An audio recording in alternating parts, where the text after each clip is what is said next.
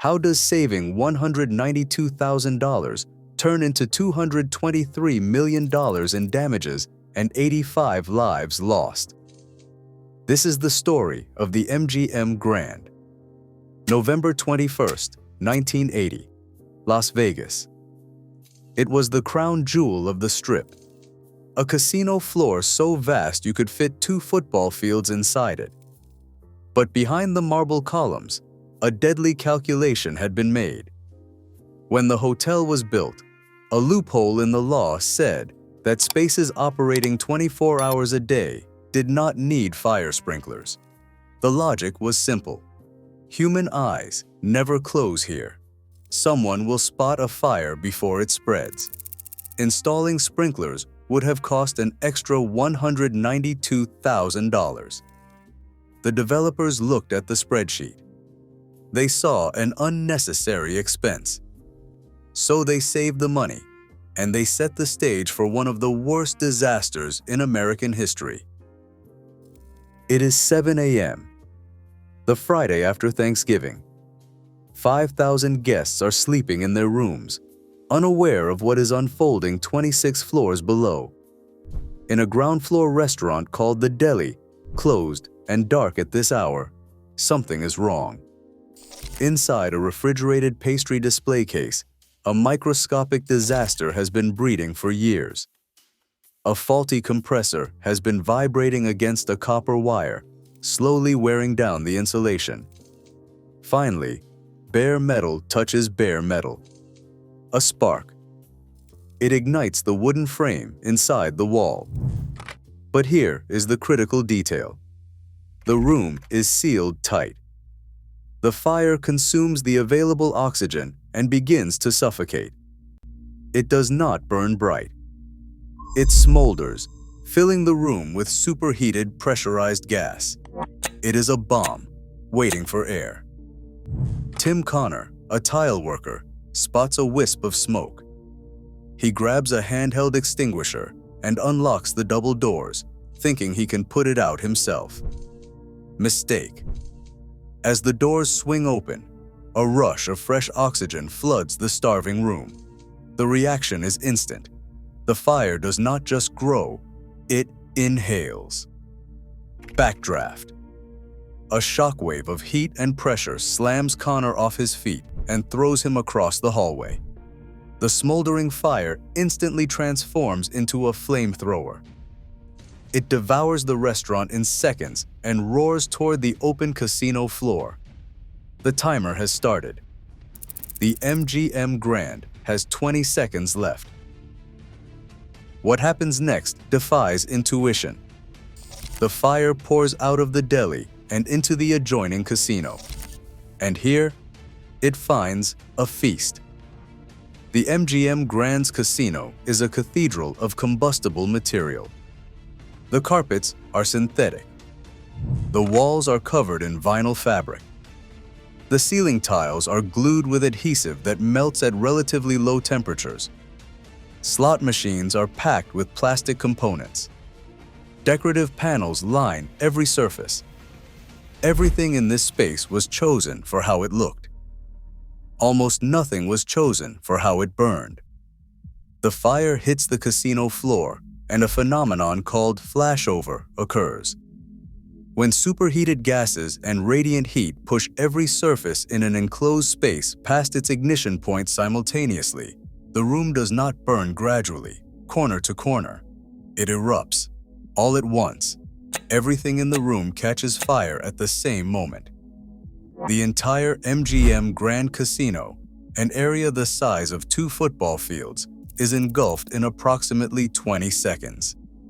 Some guests who had been sitting at slot machines in the early morning hours were found still in their chairs.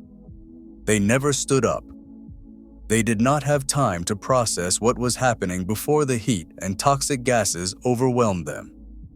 And here is the cruel irony of the building's design. The fire alarm system, the one safeguard that might have given thousands of sleeping guests a fighting chance, was installed in the casino ceiling. The very ceiling that was now an inferno. The alarms melted and burned before they could ever sound. The front desk staff, the switchboard operators, the people who could have called rooms and warned guests were on the ground floor too. They fled for their lives as black smoke swallowed the lobby. No calls were made. No warnings were sent. 5,000 people slept, 26 stories above a catastrophe. Now we arrive at the cruelest chapter of this story, and the most important one to understand. Because here is the paradox that haunts this tragedy. The fire was essentially contained to the ground floor. Firefighters arrived within minutes and began battling the blaze on the casino level. Within a couple of hours, the fire itself would be largely controlled down below. But the dying had only just begun, 20 floors above. 75 of the 85 people who perished in the MGM Grand fire never saw a single flame. They were killed by what they could not see: smoke, carbon monoxide, and hydrogen cyanide gas, toxic byproducts of burning synthetic materials. And the building itself became the delivery system. Think of a high-rise as a body with veins. Elevator shafts, stairwells, ventilation ducts, utility chases, laundry chutes. They all run vertically through the structure, connecting every floor. Under normal conditions, warm air rises gently through these channels. But in a fire, this natural convection becomes a piston. Superheated, toxic smoke, pressurized by the inferno on the ground floor, rocketed up the elevator shafts like smoke through a chimney. The elevator cables had already burned through, and the shafts were wide-open vertical highways. The smoke rose at terrifying speed, pouring out through the gaps around elevator doors on every floor. Seals that should have been airtight were old, cracked, or poorly maintained. The ventilation system made things worse. Ductwork connected to the casino level carried poisonous air directly into guest room corridors on the upper floors. Within minutes, hallways on the 16th, 17th, and 20th floors were so thick with black smoke that guests could not see their own hands in front of their faces. And then came the final, terrible trap. Guests who woke to the smell of smoke or were woken by the screams of others did what any reasonable person would do. They ran for the stairwells. They opened the heavy fire doors and stepped onto the concrete stairs, hoping to descend to safety. But the stairwells were already filled with smoke. Blinded and choking, many turned around to go back to their rooms, back to the windows, back to fresh air. The doors had locked behind them. The stairwell doors were designed to lock automatically from the stairwell side, a security measure to prevent unauthorized access between floors. A feature meant to protect guests had now sealed them inside a concrete chimney filling with poison. They couldn't go down. They couldn't go back. They were trapped in the vertical spine of a dying building. In the hours and days that followed, firefighters worked their way floor by floor through the upper stories of the MGM Grand. What they found would stay with them for the rest of their lives. In some rooms, the beds were still made. Breakfast trays sat untouched outside doors. Room service orders placed the night before had been delivered to guests who would never open the door. In other rooms, they found towels and bedsheets stuffed under doors and around window frames, desperate improvised seals against the invisible tide of gas. Bathtubs had been filled with water. Washcloths were soaked and pressed against faces. These were the rooms where people survived. The simple act of blocking the gap beneath a door with a wet towel meant the difference between life and death. On the mirrors in some of the rooms that were not so lucky, firefighters found messages written in lipstick, written in eyebrow pencil. Final words to loved ones from people who understood, in the terrible clarity of those last minutes, that rescue might not come in time. On the upper floors, guests had torn bedsheets into strips and knotted them together. Makeshift ropes dangled from shattered windows, swaying 20 stories above the pavement. Some made it down. Others did not. At least one guest fell to their death when their improvised rope gave way. The scene on the ground was no less surreal. Bodies were carried out on luggage carts. There were not enough stretchers. The response was massive. Hundreds of firefighters, dozens of engines, every available helicopter. Pilots brought their choppers to the rooftop, attempting to evacuate guests who had climbed to the top of the building. But as the rotor blades spun, they created powerful downdrafts, currents of air that pushed smoke back down through the shattered windows of the upper floors. The very act of rescue was, in some cases, driving poison deeper into the building. It was an impossible choice: save the people on the roof and risk suffocating the people still trapped in their rooms below. Pilots had to pull back, reposition, rethink. Meanwhile, on the east side of the building, an act of extraordinary courage was unfolding. Construction workers from a neighboring building site saw the smoke and did not hesitate.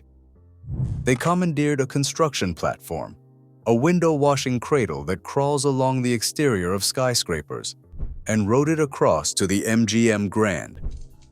Armed with sledgehammers, they smashed windows floor by floor, pulling guests out through jagged glass and onto the platform. These were not trained rescuers. They were iron workers and laborers.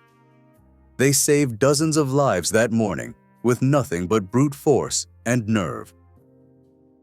When it was over, when the smoke cleared and the count was done, 85 people were dead.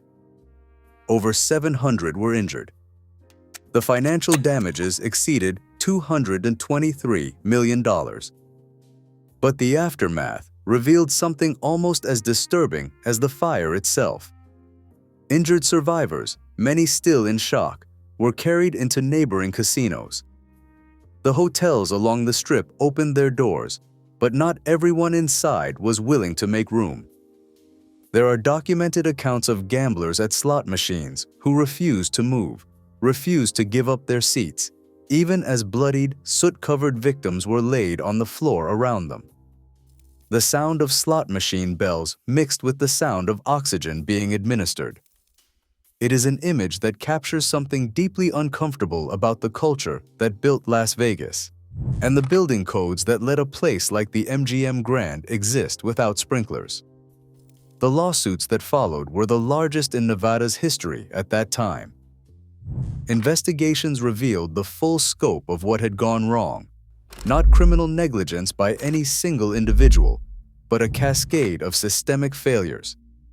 Outdated building codes, grandfather clauses that allowed older structures to ignore new safety standards, gaps in inspection regimes, a regulatory system that trusted economics over engineering.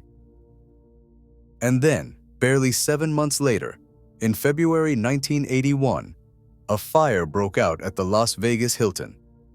8 more people died. That was the tipping point. Nevada, and eventually jurisdictions across the United States and around the world, overhauled their fire codes.